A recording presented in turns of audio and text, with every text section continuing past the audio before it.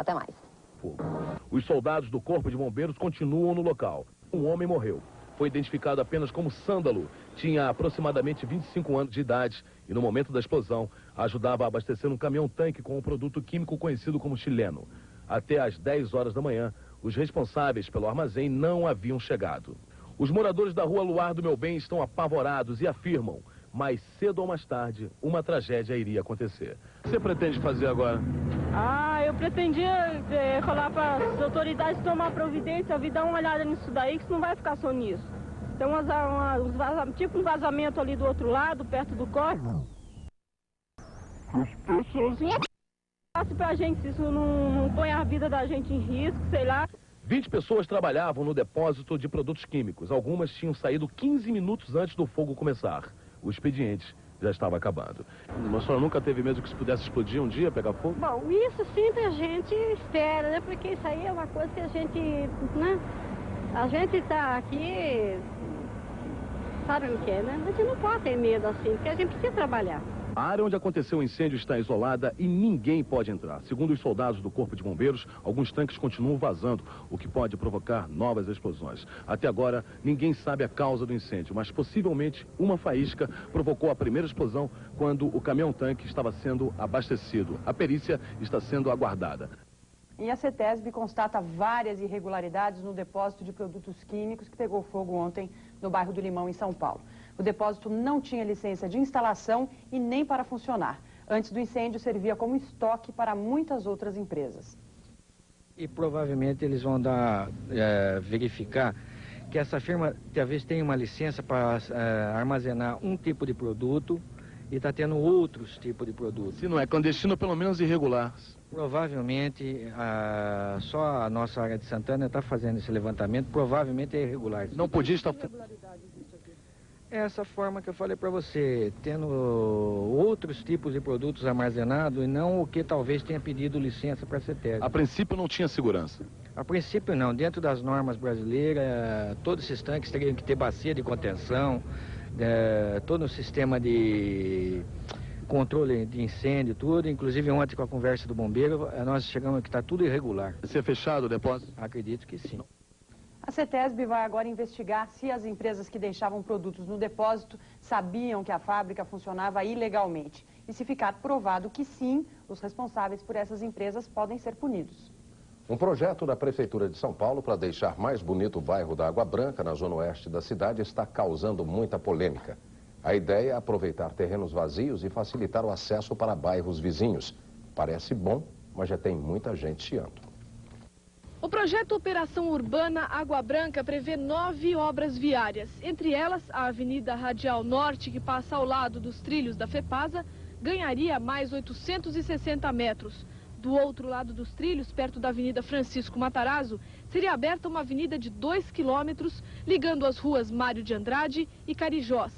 Uma ponte sobre a Marginal Tietê seria construída como prolongamento da Avenida Pompeia e várias ruas seriam abertas em áreas não aproveitadas. A ideia do projeto é aproveitar os espaços vazios e melhorar o acesso aos bairros vizinhos.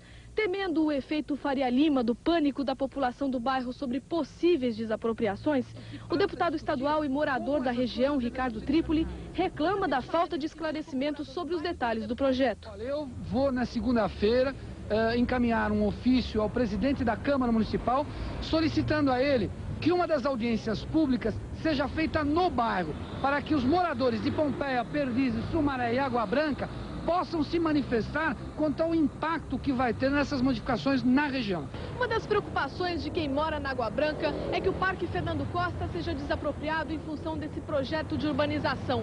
Mas a EMURB garante que as obras passariam longe e o parque continuaria como está. Ele confirmou também que a empresa não tinha autorização para funcionar. Uma pessoa morreu no incêndio. Foram 3 horas de luta contra o fogo, que começou pouco antes das 4 da tarde, quando um caminhão descarregava no pátio da empresa. A fumaça negra podia ser vista de muito longe. As chamas atingiram reservatórios onde estavam milhares de litros de produtos químicos. A preocupação dos bombeiros era resfriar os tanques para que o fogo não atingisse também outras indústrias da região. Quando o incêndio foi controlado, os bombeiros encontraram um corpo carbonizado. A suspeita é de que seja um carregador do caminhão que estava no pátio da empresa. Os bombeiros ainda estão trabalhando no depósito. A repórter Eleonora Pascoal está lá e tem agora as últimas informações falando ao vivo. Boa tarde, Eleonora. Boa tarde, Nascimento. O fogo começou mesmo neste caminhão que estava carregando tolueno, um produto altamente inflamável, utilizado principalmente como solvente nas indústrias de tinta. Neste caminhão estava o ajudante-geral Sândalo José dos Santos. Ele trabalhava na empresa apenas há 9 meses e ele foi encontrado carbonizado aqui no local. Os bombeiros permanecem aqui na fábrica desde ontem. A área da Companhia de Armazéns Gerais Anchieta está interditada, pois o prédio onde funcionava um depósito e o escritório da empresa está com a estrutura comprometida e pode desabar. Os bombeiros e técnicos da CETESB vistoriaram 18 tanques e vários tambores.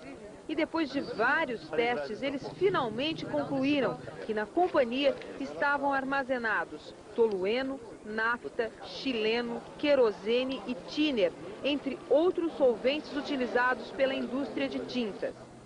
Segundo a CETESB, aqui não eram obedecidas as normas de segurança para a armazenagem de produtos inflamáveis. Esse tipo de armazenagem é permitido, mas dentro de um padrão de qualidade, né? Ele precisa ter diques de contenção, ele precisa ter sistema de captação, se houver vazamento ele tem que reter, bacias e tal. E parece que aí está meio deficitário o negócio. Não tinha nem brigada de incêndio? Olha, pelo que eu soube ontem dos próprios bombeiros, não. Os donos do prédio onde funcionava a Companhia de Armazéns Gerais Anchieta estiveram aqui e confirmaram que os tanques foram projetados para a armazenagem de óleos comestíveis. Uma das locatárias aqui do prédio, responsável pela Companhia de Armazéns Gerais, dona Maria Aparecida Almeida Oliveira, esteve aqui e conversou comigo. Ela disse que tinha autorização sim e que... No da Via Yanomami, sobreviventes teriam fugido por uma trilha em direção à Venezuela. Todo o percurso terrestre, inclusive as fogueiras, foram fotografados. Luiz Carlos Braga, de Boa Vista. Uma pesquisa da Universidade Católica do Paraná mostra que uma das principais causas do mau aproveitamento nas escolas brasileiras é a alimentação inadequada. O lanche rápido pode até matar a fome, mas não abastece o organismo com a energia necessária. Os estudantes, que são os campeões do lanchinho, são também os que mais sofrem com a falta de energia. Os estudantes que procuram um serviço de atendimento à saúde da universidade têm sempre as mesmas queixas: dor de estômago, irritação, dor de cabeça, cansaço, falta de concentração. Vários exames são feitos e os resultados descartam a possibilidade de qualquer doença. Mas os sintomas parecidos levam à fonte do mal, a alimentação errada. Almoço e jantar de estudante apressado geralmente é feito na cantina e o cardápio não varia muito. Sanduíche, refrigerante e um docinho de sobremesa. O lanche mata a fome e dá a mesma sensação de uma energia instantânea, porque tem muita glicose que o organismo absorve e transforma rapidamente. Mas logo depois, o que era energia se transforma em mal-estar. E aí vem a necessidade de mais glicose, mais chocolate, mais docinhos, mais balas. Cafezinhos e salgadinhos complementam o mau hábito e a única justificativa é a falta de tempo. É rápido, né? A gente não tem horário. Na hora da aula, no meio da aula, a gente tem que vir fazer um lanche. Você está nessa correria direto, trabalha, estuda, infelizmente não há condição. A orientação que os estudantes recebem da enfermeira é para que renunciem à rotina de sanduíches e refrigerantes e comam mais frutas, mais verduras, mesmo que tenham o trabalho de preparar tudo em casa. O café da manhã tenta acordar um pouquinho mais cedo e já deixa mais ou menos esquematizado. Uma fruta para você comer, uma aveia, alguma coisa que tenha proteína. Na hora do almoço, se você não tem condição de ir para casa almoçar, traga dentro de qualquer recipiente uma verdura, né? De preferência crua, daquelas que normalmente a gente gosta de comer crua, uma cenoura, um alface. E na janta, quando você voltar para casa, aí sim, faça uma verdura bem cozidinha, feita na hora, gostosinha, com qualquer tipo de carne magra, né? Frango, bife, peixe, com certeza você vai estar bem alimentado. Mas comer corretamente é uma lição que o estudante deve aprender desde pequeno. Menos salgadinhos e bolachas, mais energia para a folia. Os nutricionistas lembram que o café da manhã é muito importante. Sempre que possível, conciliar as vitaminas das frutas, proteínas do leite, fibras dos cereais e carboidratos do mel. o que favorece um crescimento sadio e um melhor aproveitamento das aulas. Se a criança resistir a toda essa alimentação, deve pelo menos tomar um copo de leite, que pode ser adoçado com mel ou uma pequena quantidade de chocolate. Enquanto as crianças se alimentam, a mãe pode preparar o lanche que vai ser levado para a escola. Suco de laranja em vez de refrigerante, pão integral recheado com queijo, que pode ser substituído por qualquer outro tipo de proteína, manteiga ou mel, por exemplo. E no lugar do doce, alguma fruta e até legumes crus. Se toda a família se alimentar conscientemente, a criança aos poucos vai adquirir bons hábitos. Não deve haver pressão ou coação em relação à criança, e sim educação. Começa em casa e na escola. A escola tem um papel muito importante. A escola vai estimular a criança a conhecer os alimentos, e esse deve ser realmente o papel da escola. Veja a seguir no São Paulo Já, os bailarinos franceses que vão mostrar um Romeu e Julieta diferente hoje aqui em São Paulo. E você vai conhecer também vozes famosas, como as de Gandhi, Marlene Dietrich e John Lennon. E aí, vai contar ou não vai? Mas doutor, é proibido de contar. Se você não contar... Eu só conto pro meu advogado. Seu advogado. Doutor Ferreira, o senhor conhece a namorada que entrou com o namorado no motel? Aí ele falou assim... As melhores do Ari Toledo você só escuta pelo Telehumor 900-5477. Todo dia uma piada nova, 24 horas no ar. Ligue já. Conta mais um, marido. Liga, pra você eu Rede Copel de Colchões. Toda a linha de colchões Probel a preço de fábrica, em 2 vezes sem juros. Colchão guarda-costas Probel Super Luxo. Dupla face, dupla garantia. Tecido exclusivo Copel. Colchão Lazer e Prazer Privé.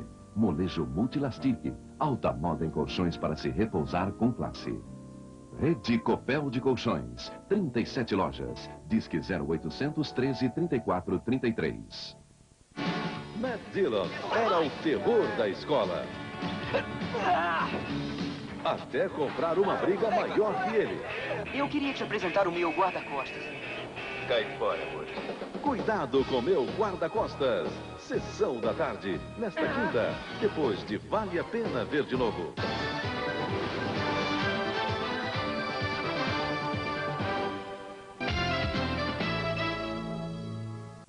Trinta bailarinos franceses transformam o palco do Teatro Municipal de São Paulo a partir de hoje num cenário futurista para o eterno amor de Romeu e Julieta. A Companhia de Balé e Ópera de Lyon mostra a disputa e a tragédia dos Montecchios e Capuletos, numa espécie de Gotham City do futuro. Os cenários e figurinos lembram histórias em quadrinhos. O clássico de Shakespeare e a música de Sergei Prokofiev fazem uma parceria perfeita para o drama dos jovens amantes dos anos 90. Romeu é um sem-teto, Julieta é da classe dos poderosos, vinda da extinta União Soviética. Eles vivem numa sociedade robotizada, mas o romantismo, apesar da cara nova, ainda é o mesmo.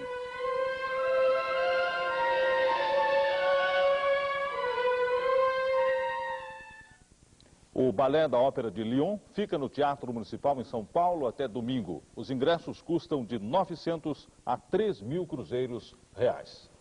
Um jornalista que vive em São Paulo anda ouvindo vozes. Hitler, John Lennon, Gandhi e outras grandes figuras da história falam pelos 4 cantos da casa onde ele mora. O jornalista não está ficando maluco, não. Na verdade, ele é o criador do único museu da voz que existe no país. O jornalista Luiz Ernesto Caval coleciona vozes famosas há mais de 30 anos. São 250 discos e 250 fitas que registram a fala de cerca de 2.000 pessoas importantes da história. Ele tem o primeiro registro sonoro do mundo, feito pelo rudimentar fonógrafo de Thomas Edison há 116 anos.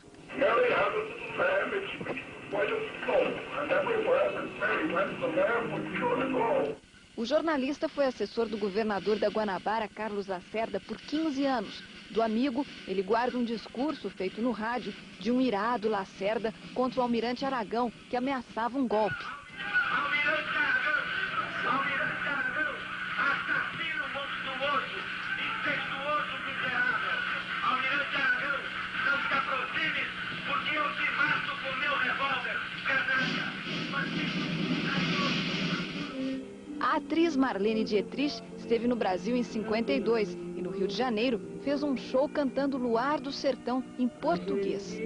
Não há urgente ou não, luar como este sertão. O líder pacifista indiano Mahatma Gandhi também está na vozoteca discursando contra as leis britânicas. The laws administered by the British government were not in the interest of the Indian people and should not be obeyed. No outro extremo está o registro da sede de poder de Adolf Hitler em 38, no auge do nazismo.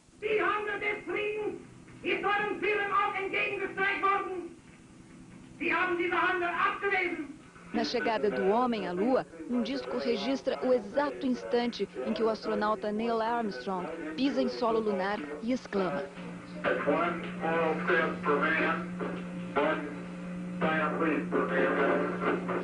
do ex-Beatle John Lennon, numa entrevista feita 4 horas antes de sua morte em dezembro de 80, ele fala do poder do povo. People have the power, I don't mean power of the gun.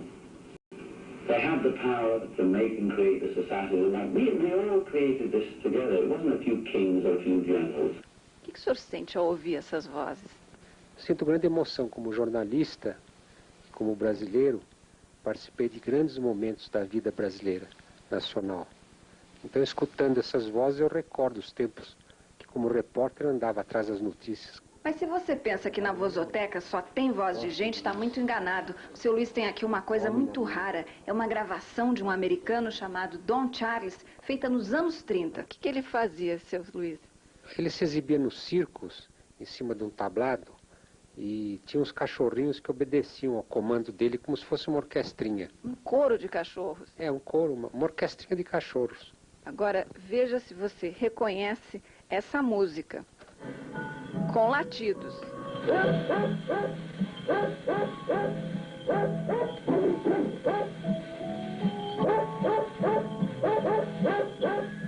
Fleury avisou que não permitiria a manifestação. No início da tarde, cerca de 10 mil professores foram recebidos pela tropa de choque a 500 metros do palácio. Os policiais atiraram bombas de gás lacrimogênio, enquanto os professores revidavam com pedras. 3 policiais e 4 professores ficaram machucados. O contrato para a compra e venda de energia elétrica foi assinado hoje em São Paulo pela CESP, Companhia Energética do Estado. A CESP vai fazer um leilão de títulos de energia no valor de US$100 milhões, dia 2 de setembro, na Bolsa Mercantil e de Futuros. Os interessados em comprar os títulos vão poder resgatar o dinheiro aplicado num prazo de 25 meses. O rendimento é pelo IGPM, Índice de Preços do Mercado, mais juros de 12%. Os títulos também vão poder ser usados para pagar contas de luz. Com o dinheiro do leilão, a Companhia Energética Paulista vai concluir as obras de 3 usinas hidrelétricas no interior do estado. Nós, com esse título, retomaremos a fabricação dos equipamentos destinados à geração das usinas Taquarussu e Três Irmãos. Eles ganham emprego e afasta-se o risco de falta de energia com a entrada em operação de novas unidades geradoras. Quase 80% de toda a água da represa Billings, em São Paulo, está sem 1 milímetro de oxigênio. Técnicos do meio ambiente fizeram hoje análises da água da represa e constataram: ela está quase totalmente poluída.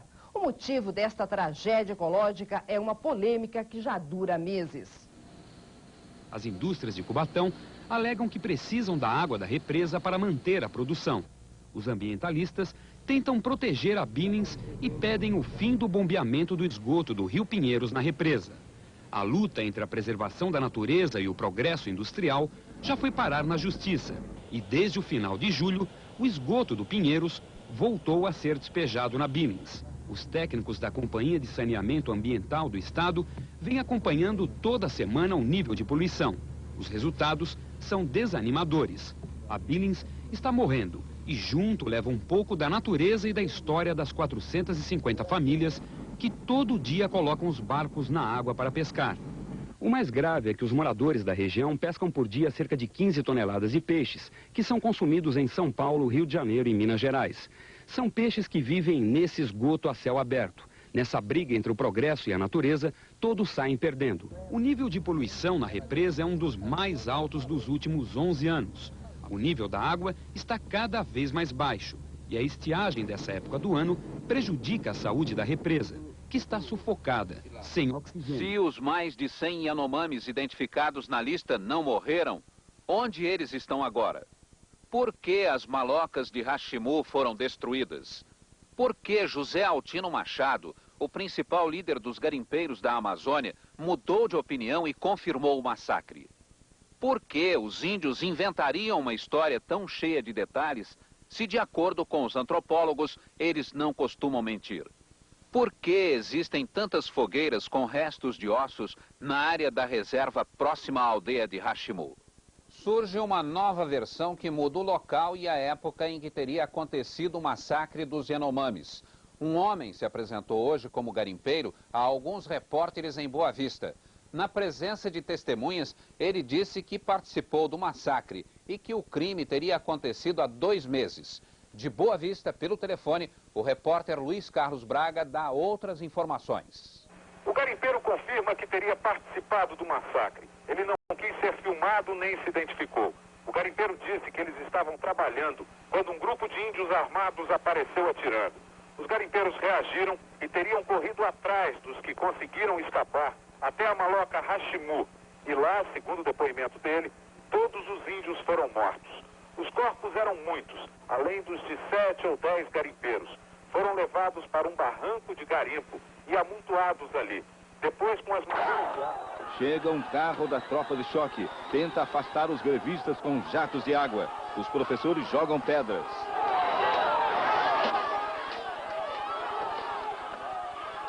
O blindado avança. Os grevistas atacam novamente e começam a quebrar o carro da PM. A situação fica mais tensa. Os policiais lançam bombas de gás.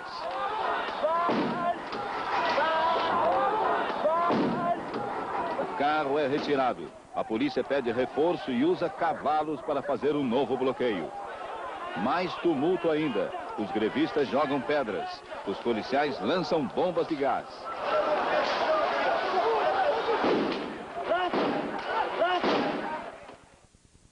A confusão foi controlada agora há pouco. Alguns manifestantes foram presos. 7 pessoas ficaram feridas, entre elas 3 policiais. Uma comissão de grevistas e parlamentares foi recebida no Palácio dos Bandeirantes. Uma câmera de TV revela a ação de traficantes dentro de um presídio na Escócia. Até um beijo na boca servia para passar a droga. Apesar do uso regular de cachorros para encontrar drogas escondidas nas celas, o produto continua aparecendo nas prisões britânicas. De heroína a maconha. Agora, finalmente, os guardas descobriram como opera o tráfico. Reparem como o visitante passa um pacote ao prisioneiro. De mão em mão, discretamente. O prisioneiro, de repente, põe na boca o pacote e engole a droga enrolada num preservativo. Este outro prisioneiro demora a engolir e os guardas chegam a tempo para o flagrante. Mas aqui aparece o método mais criativo de levar drogas às prisões. A jovem visitante tira um pacote do bolso. De 3,5 milhões de dólares. Mas Greenwich é relativamente novo se comparado com os anos que o homem passou tentando compreender a sua posição no mundo. Os antigos egípcios, por exemplo, pensaram que os céus continham mensagens dos deuses, mas foram os gregos os que estabeleceram as bases da astronomia moderna. Um pensador grego, Aristarco, estabeleceu que a Terra girava ao redor do Sol, mas isso foi esquecido durante mais de 2.000 anos. As viagens de exploração fizeram com que a navegação exata fosse vital. A riqueza da Grã-Bretanha dependia do comércio e da conquista, e muitos barcos estavam se perdendo no mar. Essa especialista explica que a maior parte da navegação realizada até o começo do século XVI foi uma navegação beirando a costa. E dessa forma era possível saber quão longe estava da terra. Era só seguir a costa. Mas assim que Colombo foi além e todos o seguiram. Eles perceberam que não tinham nem a menor ideia de onde estavam.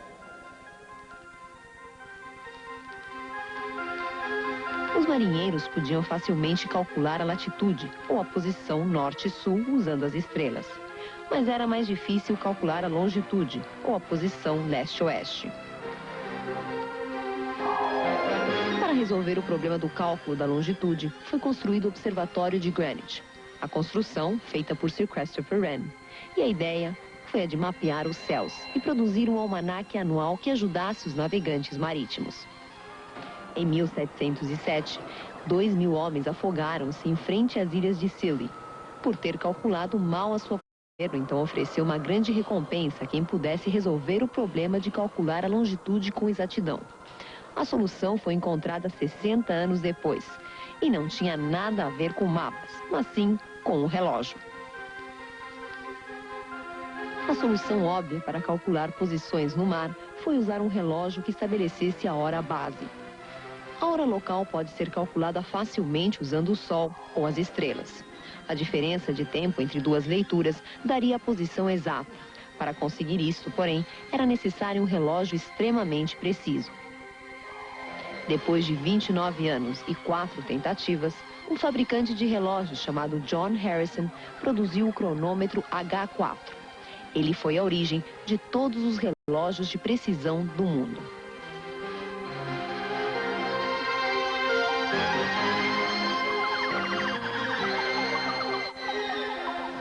Em terra firme, uma forma de medir o tempo de maneira mais exata tornou-se imprescindível.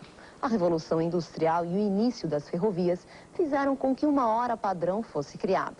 Foi em 1880 que isso aconteceu, com o meridiano de Greenwich. 4 anos mais tarde, ficaram acertados... Em 1986, e uma verdadeira esquadra de espaçonaves foi lançada para interceptá-lo. O Giotto, construído pela British Aerospace, desempenhou a função mais ousada, atravessando a atmosfera interior do cometa e conseguindo sobreviver.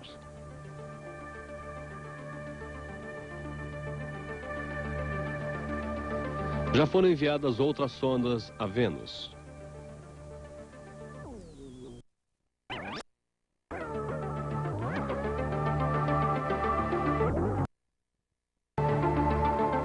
E também espaçonaves para pesquisar o Sol, vital à vida da Terra.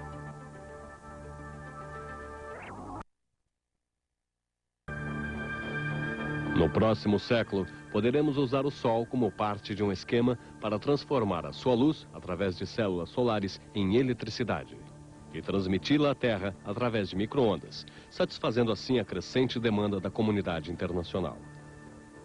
O Phobos foi projetado para obter imagens de Marte ainda melhores do que as obtidas durante sua missão. Colônias lunares para pesquisas, coleta e material já estão num estágio avançado de planejamento e poderão ser uma realidade dentro de 20 anos. Resultadores.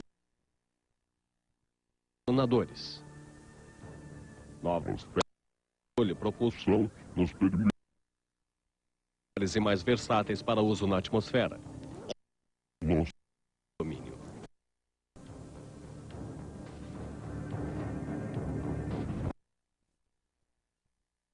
À frente do seu tempo. Quando eu gravei o disco África Brasil, foi em 1975 esse disco.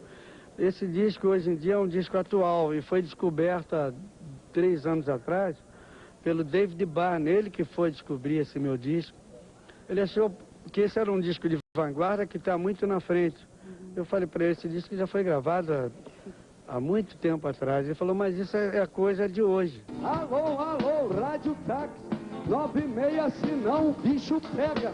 Eu também quero graves, médios e agudos, eu vou chamar Jacarezinho, avião, Jacarezinho. Tillemans, que está lançando um disco com música e músicos brasileiros nos Estados Unidos, falou em Nova York com exclusividade para o Metrópolis. Meu amigo Tim Maia, meu amigo Tim Maia, meu amigo Tim Maia, meu amigo. A harmonia nem é tão diferente. Se você pensar, são acordes de jazz. mas quando penso na harmonia como uma tela, sinto que os brasileiros têm um jeito especial de pendurar a melodia lá. The Brazilians have a special way to hang the melody. As companhias de disco americanas dizem que o mercado hoje em dia não é muito bom para o artista brasileiro. Olha, os críticos não tocam e as gravadoras não fazem música. Enquanto tiver um cara lá na Bahia, outro no subúrbio do Rio ou em São Paulo, outro fazendo rap no Harlem. Enquanto for parte da vida, vai ter alguém fazendo música para a alegria das pessoas. Para a minha alegria. Myself included.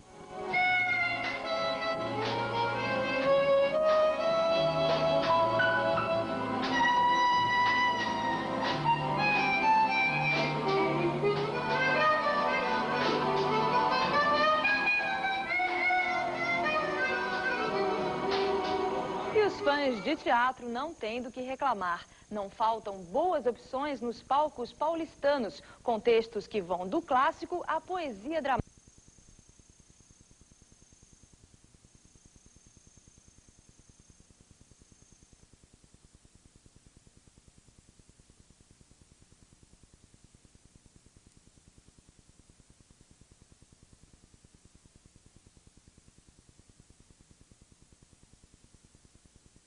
Centro de Integração Empresa-Escola. Estágio. O futuro do estudante no futuro da sua empresa.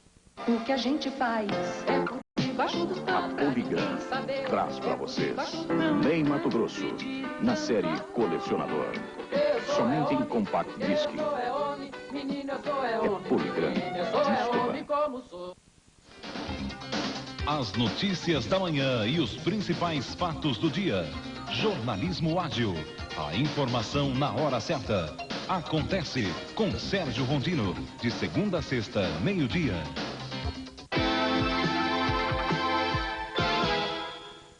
Se você pretende seguir a carreira de juiz, preste atenção. Continuam abertas as inscrições ao concurso promovido pelo Tribunal Regional do Trabalho de Rondônia. São 14 vagas ao todo. O salário atual é de R$ 234.551 cruzeiros reais. Para participar do concurso, é preciso ter curso superior de direito e no mínimo 2 anos de experiência como advogado ou em cargos públicos. Os interessados deverão apresentar a carteira de identidade, o diploma, 2 fotos 3x4, mais o comprovante de pagamento de taxa no valor de R$ 3.518 cruzeiros reais. É preciso ainda indicar no requerimento nomes e endereços de 3 autoridades que possam prestar informações sobre os candidatos. As inscrições poderão ser feitas de 8 da manhã até 2 da tarde na sede do TRT, Avenida dos Imigrantes 3.503, Porto Velho, Rondônia. Se você está à procura de uma boa dica para ir ao cinema, chegou a sua vez com o crítico Celso Sabadim. Entre as sugestões, o filme Sedução, uma produção espanhola vencedora do prêmio especial do júri do último Festival de Cinema de Gramado. Bom dia, Celso. Bom dia, Tavinho. Bom dia, Brasil. Olha, Tavinho, faltam realmente ideias novas no cinema, viu? Tanto que o Ed Murphy já está se preparando para filmar um Tira da Pesada, episódio número 3. Como a gente vê, também no cinema, nada se cria, nada se perde, tudo vira continuação. Mas por falar em cinema, vamos às estreias de hoje. Você sabe, por exemplo, que os filmes nórdicos estão sendo muito elogiados ultimamente. Então vamos começar com uma estreia ali, daquela região. Se chama A Casa dos Anjos. E é uma coprodução entre Suécia, Noruega e Dinamarca. Só que o diretor é inglês. A Casa dos Anjos tem a direção do Colin Nutley, que é um sujeito inglês, começou a sua carreira ali na Inglaterra e depois foi para os países nórdicos fazer cinema. Esse A Casa dos Anjos não é exatamente aquele drama nórdico que nós estamos acostumados a ver, tipo Pele, o Conquistador, As Melhores Intenções e por aí afora. É mais uma comédia dramática com toques de humor negro. Tudo se passa numa cidadezinha do interior da Suécia. Essa cidadezinha é escandalizada pela chegada de uma louríssima e uma linda cantora de cabaré. Ela está indo para lá justamente para tomar posse da sua herança, uma casa que lhe foi deixada. Quando ela chega, toda a cidadezinha entra em polvorosa e lá ela vai descobrir grandes segredos relacionados à sua própria vida. Se você gosta desse tipo de filme, aquele humor negro que esse diretor inglês sabe fazer muito bem, fica aí a primeira dica de hoje, Casa dos Anjos, coprodução entre Suécia, Noruega e Dinamarca. It was time to reflect. Om alla vore som du så vore det inga problem här i världen. Chanting film about love. Os filmes europeus sempre têm um toquezinho a mais, né? Mas se você é amante do cinemão tradicional e comercial norte-americano, também tem um filme especial para você esse final de semana. É O Presidente por um Dia, o filme que retoma aquele velho tema dos duplos, ou seja, gente que a princípio não teria nada a ver, tomando o poder e se dando melhor do que o próprio presidente. Ou aquele filme Rei por Acaso, por exemplo, com John Goodman, fala exatamente sobre isso e vários outros. Só que aqui no Presidente por um Dia, o diretor Ivan Reitman, que por sinal é o mesmo de Os Caça-Fantasmas, preferiu levar tudo mais para o lado da comédia romântica. Não é aquele tipo de filme que tenta dar lições de moral e tudo mais. Tudo acontece na pele do Kevin Kline. O ótimo ator Kevin Kline, de Um Peixe Chamado Wanda, é o presidente dos Estados Unidos. Um dia, esse presidente passa mal e ele é substituído por um dublê, que é um ator vivido também pelo Kevin Kline, fazendo aí um papel duplo. E como não podia deixar de ser nesse tipo de filme, o ator se dá muito melhor na presidência do que o próprio presidente. Além do Kevin Kline, nós vamos ver neste elenco a Sigourney Weaver, que é a mesma de Alien e nas Montanhas dos Gorilas, fazendo o papel da primeira-dama. O Frank Langella, já bem mais velho e bem mais desgastado, faz o papel do assessor do presidente. Para quem não se lembra, o Frank Langella fez muito sucesso em 1980 na versão daquela época do filme Drácula. Naquela época ele era bem galã, agora está meio caidaço. E o vice-presidente é o Ben Kingsley, Oscar de melhor ator pelo filme Gandhi. Todos eles sob a direção do Ivan Reitman. Presidente por um Dia é uma ótima sessão da tarde para você curtir nesse final de semana. Comédia romântica, sem maiores pretensões, que mostra mais uma vez como os norte-americanos endeusam os seus presidentes. É impressionante, eles têm uma relação quase que mitificação com o presidente dos Estados Unidos. Vale a pena ver, um filme de muito alto astral, sem maiores compromissos, uma boa diversão para o seu final de semana.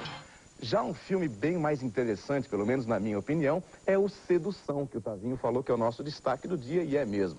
O Sedução é uma produção espanhola que participou do Festival de Gramado, ganhou 3 prêmios, incluindo o prêmio especial do júri, e ganhou também 10 Goias. O Goya, para a Espanha, é o equivalente ao Oscar nos Estados Unidos. Ganhou quase todos os prêmios desse ano, esse filme Sedução. E realmente vale a pena, porque é um filme que celebra a alegria de viver. O que bom estar vivo. Um filme de muito alto astral, com diálogos muito inteligentes, que realmente é o tipo daquele filme que a gente sabe